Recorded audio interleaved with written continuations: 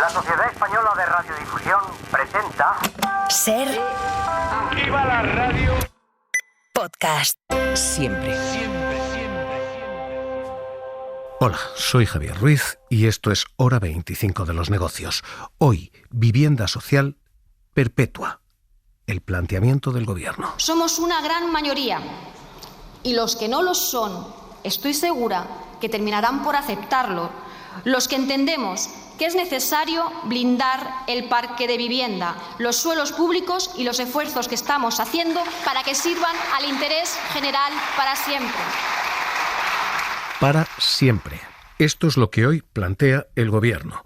Vivienda social que sea social de por vida, que no pueda venderse después en el mercado, porque eso es lo que ocurre a día de hoy y lo que quienes compraron en sus días aquellas siglas VPO, Vivienda de Protección Oficial, hoy ya saben. Esas viviendas de protección oficial, 10 años después, 15 años en algunas comunidades, pueden venderse en el mercado libre. Y quien tiene dinero para sentarse y esperar, puede esperar una década, comprar barato y vender a precios de disparate después. Así que lo que el gobierno plantea hoy es cambiar el régimen. Un régimen como, por ejemplo, el de Madrid. El de Madrid, para viviendas calificadas con destino a venta, a uso o a arrendamiento, basta esperar 15 años. Y después, si uno compró a 100, 15 años después puede vender a... El Ejecutivo dice... Y es que la descalificación de la protección de aquellas viviendas hace que hoy no podamos contar con ese parque, con aquellos recursos que fueron sufragados por todos. Primer aprendizaje del pasado, señorías. El Ejecutivo dice hay 3 ventajas a esta VPO perenne, a esta vivienda social permanente y para siempre.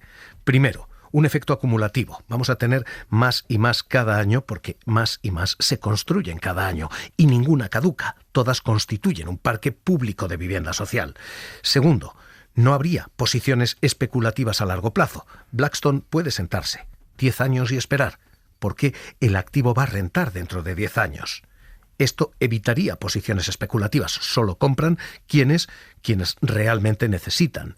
Y 3, ventaja número 3, esto puede ser un uniformizador en territorios, porque hay algunas autonomías, Euskadi fundamentalmente, donde este régimen permanente ha comenzado ya. El Ejecutivo dice: uniformicemos todo el país para que no haya distintas legislaciones ni distintas posiciones especulativas. Así que con estos 3 argumentos, Pablo Anzola, ¿qué tal? Muy buenas noches. ¿Qué tal? Buenas noches, Javier. Lo que el Ejecutivo dice hoy es: hagamos la VPO perenne, permanente. Sí, aunque habrá que esperar para conocer cómo se arma y se concreta esa medida. De momento, lo que ha pedido la ministra es blindar, ha usado ese término, blindar la calificación de vivienda social en España. Todo ha dicho con el objetivo de proteger el parque público de vivienda a perpetuidad permanentemente para evitar que esas viviendas de protección oficial puedan ser vendidas a precio libre. Además, ha asegurado que una de sus prioridades será poner a disposición de la vivienda social más suelo público. Decía que este es uno de los errores del pasado de los que hay que aprender y que es culpa de la descalificación que hoy España no pueda contar con ese parque público de vivienda social que fue sufragado con recursos públicos. No existen varitas mágicas y si alguien la tiene, que la haga o que la muestre en esta sesión. No existen varitas mágicas, señorías, y hay que evitar los palos en las ruedas. Esta es la propuesta del Ejecutivo. VPO permanente. ¿Qué es lo que ha pasado hasta ahora? Hasta ahora lo que hemos tenido no era una VPO, una vivienda social perenne, sino caduca. 10, 15 años después, lo que uno había comprado barato se puede vender disparatadamente caro. Y los cálculos dicen, si toda esa vivienda que se calificó inicialmente como social siguiera siéndolo, hoy tendríamos, cálculos de Comisiones Obreras, 4,7 millones de viviendas extras en régimen social. 4,7 millones de viviendas sociales nos convertirían en líderes en protección social en la vivienda. Estos son los cálculos de Comisiones Obreras, los de Funcas, incluso mayores. Ha habido una recalificación de vivienda de protección oficial hacia la vivienda libre. Si no se hubiera producido, pues en este momento el parque de vivienda social no sería del 2,5%, probablemente se aproximaría a la media europea del 9%, que es del 9%, ¿no? Entonces, bueno, esto se debe de alguna manera a un tema de política de vivienda a nivel muy descentralizado también, ¿no? ¿Qué dice exactamente Funcas? ¿Cuáles son sus cálculos, Pablo? Pues en España, según la Fundación de Cajas de Ahorro, solo quedan 450.000 viviendas de protección oficial, es un 2% del total. Sin embargo, si echamos la vista atrás, y Funcas nos facilita estos datos, vemos que en los últimos 30 años, desde 1991 hasta 2023, se han construido casi 1.400.000 viviendas de protección oficial. Si la mayoría de ellas no se hubiera descalificado, no se hubiera sacado al mercado, el peso de la vivienda social en España sería del 5%. Eso sin contar el número de viviendas que se levantaron en España antes de 1991. Si sumáramos también esas viviendas, es cierto que aquí no tenemos datos, solo estimaciones, sería entonces cuando llegaríamos a esa cota del 9% de vivienda social en España, un nivel que nos alinearía, sí, con la media de los países europeos. Porque ese es el problema ahora mismo. Estamos a años luz. 9% es la media europea. Reino Unido tiene un 18% de vivienda pública, de vivienda social. Austria tiene un 23%, Holanda un 32%, hasta el punto de que existe tal cosa como la nostalgia austriaca. El concepto es literalmente este. ¿Quién pudiera ser un país que tiene 1 de cada 4 viviendas en su parque como vivienda social? ¿Qué es lo que ha ocurrido? Han pasado 2 cosas. Primero, año a año, esa VPO ha ido caducando y la vivienda social se ha ido convirtiendo en vivienda libre. Lo que primero se construía y mucho, 114.000 viviendas sociales se llegaron a construir en España al año en los años 80, a día de hoy ya no se construye poco. Y lo segundo, todo aquel stock fue caducando y caducando y caducando, y pasamos de un 47% de viviendas sociales en los años 80 a un 21% en los 90, a un 10% en los 2000, a un 3% en 2010 y a un 2% a fecha de hoy. La solución que se ha planteado hoy es que esa vivienda no caduque nunca, que sea permanentemente vivienda de protección y que los fondos europeos permitan construir esto. Serán 24.964 las viviendas financiadas con los 1.000 millones de euros del plan de recuperación. Porque esta era la intención del gobierno, un anuncio de construcción de vivienda social que hacía la ministra, hizo el presidente. El gobierno, señorías, va a construir 20.000 nuevas viviendas públicas en terreno propiedad del Ministerio de Defensa a través de la empresa pública SEPA. Señorías, vamos a poner a fecha de hoy vivimos esta, la nostalgia austriaca. 2% de vivienda social aquí, 23% de vivienda social en Austria.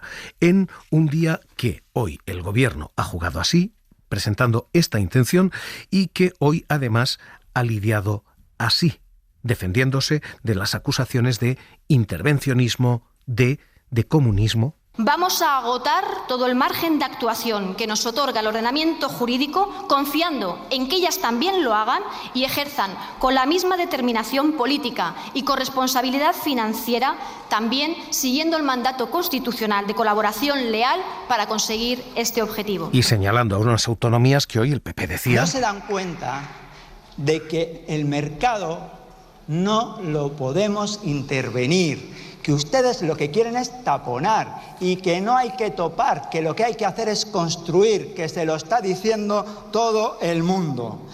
Mira, mientras no se construya vivienda, van a seguir condenando a los jóvenes españoles a no poder tener un proyecto libre e independiente. Hoy la propuesta estrella ha sido esta, VPO perenne, pero hoy además ha habido otra que merece subrayado, porque más allá del ruido político, hoy Sumar ha planteado algo distinto.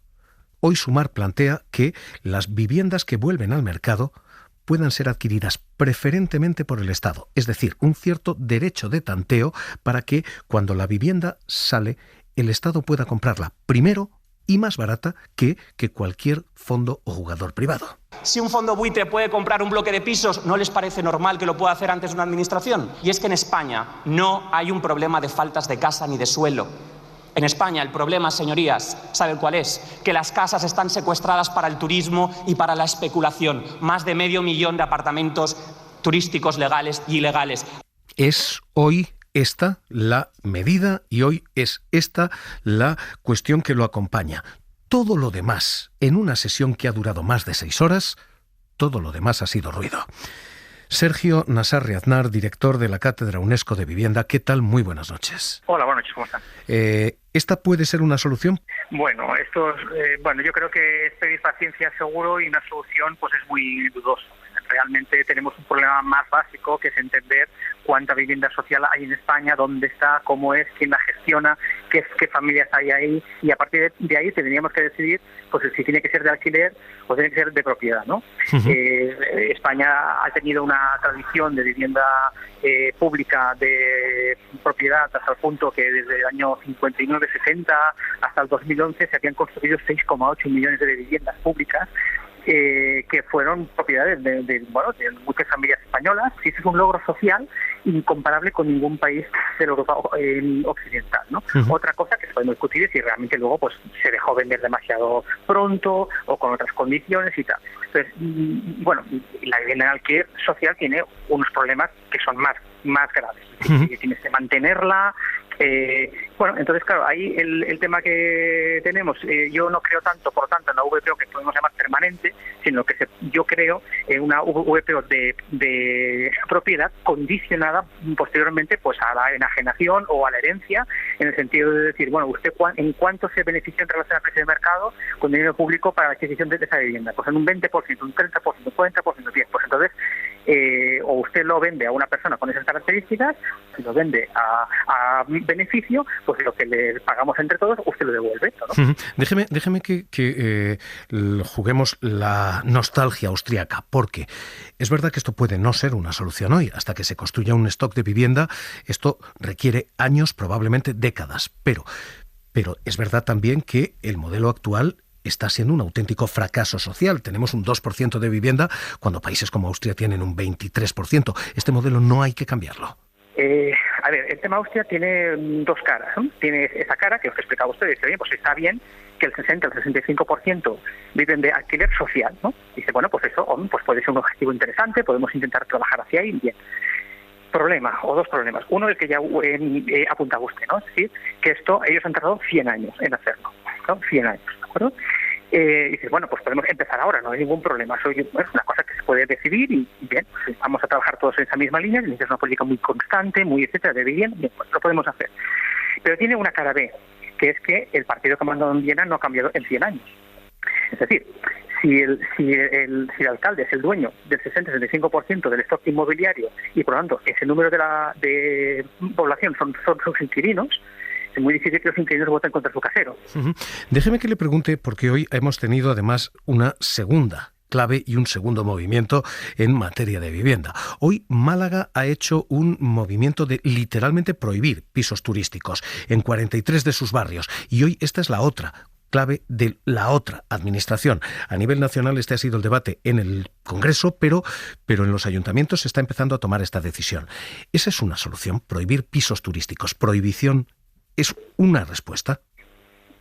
Aquí lo que se necesita en primer lugar es más estudios sobre el impacto real que tiene el piso turístico o el alquiler turístico en dos cosas, ¿no? En la oferta de vivienda y en segundo lugar en el precio de la vivienda, ¿no? El problema de estos estudios, yo en concreto conozco dos, los dos son sobre Barcelona y el impacto es mínimo. O sea, en cuántos euros, de hecho eran céntimos de euros, impacta en el precio final del alquiler, era bajísimo, y en cuanto a la oferta también el impacto era bastante limitado. Pues Sergio Nassarri Aznar, director de la Cátedra UNESCO de Vivienda, gracias por estar con nosotros aquí en la SER. Un abrazo.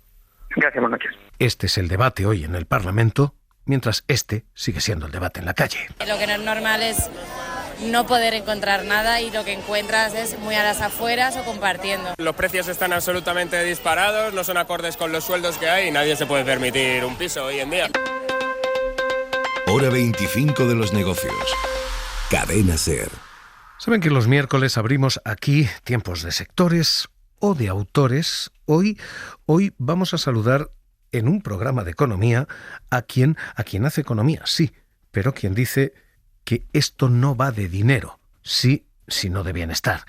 Catedrático de Finanzas en la Universidad de Santa Clara, uno de los mayores especialistas en economía financiera conductual, autor del libro El valor del bienestar, Meyer Statman. ¿Qué tal? Muy buenas noches. It is wonderful to be with you, Javier. Empecemos por el principio, porque hoy predica usted en un sitio muy complicado. Esto se llama Hora 25 de los negocios. ¿Cómo que esto de los negocios, cómo que esto del dinero no lo es todo? It is not just about the money, but it is also about the money. And so it is really interesting. El dinero no lo es todo, pero es parte de ese todo. Hay dos corrientes en la literatura económica. Es muy interesante. Cuando los economistas y la gente del mundo financiero habla sobre el concepto de bienestar, se refieren al bienestar financiero. Su idea es que cuanto más dinero tienes, mejor te va. Pero si le preguntas a un sociólogo o a la gente en general qué es más importante para ellos, normalmente lo primero que te responden es mi familia o cosas del estilo, amigos, salud, trabajo. Así que existe esta especie de división. And what I sought to do was to bring those pieces together. Lo que yo he intentado hacer es juntar estos dos planteamientos. La gente en el mundo de la economía no está muy familiarizada con ese concepto de bienestar, y lo que he hecho es coger su teoría académica, que tiende a ser muy estricta, y combinarla con tres historias vitales para darle sentido.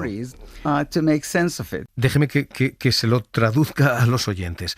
Usted dice hay que maximizar ganancias tanto como uno pueda. Sí, el dinero es bueno, sí, pero además es necesario tener familia, tener amigos, hay que tener otro tipo de capital, dice usted, capital social. La conclusión es me tengo que casar. Well, I think that generally it is true that married people are happier than singles, but of course. Creo que es verdad que en general los casados son más felices que los solteros, pero por supuesto también hay divorcios. Me gusta decir que la gente piensa que el mayor riesgo de la vida está en la bolsa, en los mercados. Y yo siempre les digo, bueno, si quieres riesgo de verdad, cásate. Y si quieres todavía más riesgo, ten hijos. And if you want more risk, have children. And so people laugh as you just did, because the point is obvious. La gente se ríe, igual que tú, porque es algo obvio, pero necesitas dinero para sostener a una familia, para alimentar a tus hijos, educarlos. No puedes separar las dos cosas. Es muy importante darse cuenta de que, al final, lo que realmente importa es tu bienestar.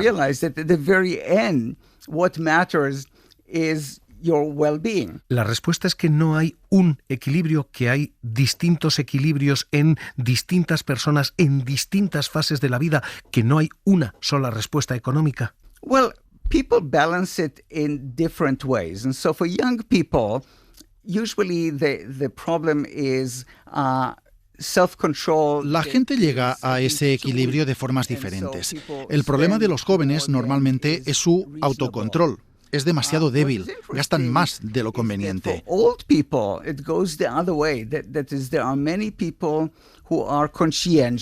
Lo que es interesante es que para la gente mayor funciona justo al revés. Son responsables, son buenos ahorradores y se enorgullecen de serlo. Pero después, cuando se hacen más mayores y llegan a tener incluso millones de dólares, no cambian sus hábitos, simplemente no gastan. Y yo les digo, habéis tenido demasiado autocontrol. Now you have too much self-control. And so I'm not suggesting to everyone take a cruise around the world. Con esto no estoy queriendo decir, págate un crucero y recórrete el mundo entero.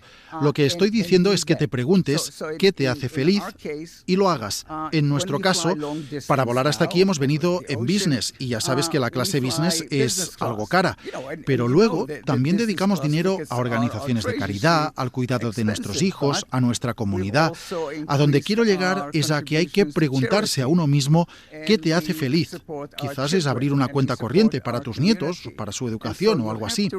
Ask yourself, what will bring you joy? Perhaps it is opening a savings account for the grandchildren, for their education or something like that. La conclusión es, eres joven, no gastes tanto, eres mayor, vive un poco. La traducción es esta. Sí, eso es. That is right. Dice usted, tener amigos es algo bueno, tener una mascota es algo bueno. Todo esto es la parte micro de todo este debate. Hay una parte macro. El PIB, el indicador económico que utilizamos, se nos ha quedado viejo, se nos ha quedado demasiado estrecho. Es un indicador muy poco comprensivo, muy poco realista. It is, yeah. The GDP is a very useful Sí, lo es. El PIB es un indicador con mucha utilidad para medir el bienestar económico y financiero de un país, pero al final lo que importa es el bienestar de los ciudadanos. Y lo que tenemos, por ejemplo, en Estados Unidos, es una desconexión entre ambas realidades. La economía va bien, pero la gente no está contenta porque hay cierta incertidumbre. La gente se fija en la inflación, que aunque ahora se ha rebajado, mantiene unos precios mucho más altos que antes de la pandemia, y el sentimiento general es amargo, agrio. Eso termina afectando a cómo se siente la gente y cómo vota en las elecciones. Claro, el problema de esto es que cuando consideramos políticas macro, consideramos variables fácilmente medibles, el PIB, el déficit. ¿Cómo medimos? ¿Debemos medir la felicidad? Absolutely. And so what you can see is really the discussion among politicians and policymakers. Totalmente. Y lo que vemos es que los políticos últimamente hablan de eso. ¿Por qué la gente está cabreada, enfadada, si la economía va tan bien, si los mercados van bien, si tenemos el desempleo en niveles muy bajos? Bueno, es que igual hay algo que va mal. You know, then they say, well, maybe something is going on. So for example, inflation is no longer very high, but prices are higher. Los precios, por ejemplo, están mucho más altos que antes, pero los salarios también son más altos. La gente no conecta ambas realidades. La gente dice, si me suben el sueldo es porque soy buen trabajador, porque me lo merezco. Sin embargo, piensan que los precios suben porque las empresas se están poniendo de acuerdo.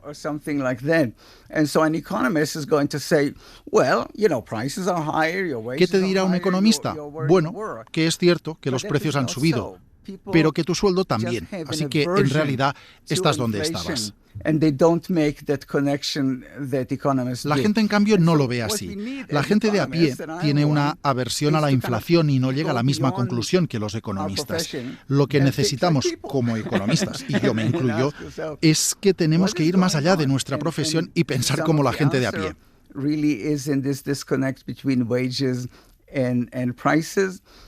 Some have to do with comparing to other people, because what is important to people is not just how much money they have and how much. Debemos preguntarnos a nosotros mismos, ¿qué está pasando? Y parte de la respuesta está en esa desconexión entre salarios y precios. Y sobre todo, en que tendemos a compararnos con otra gente. Lo importante muchas veces no es cuánto tengo, sino qué pasa con mis compañeros de trabajo, con mis amigos. Si alguien a tu lado se está haciendo más rico, tú te sientes más pobre.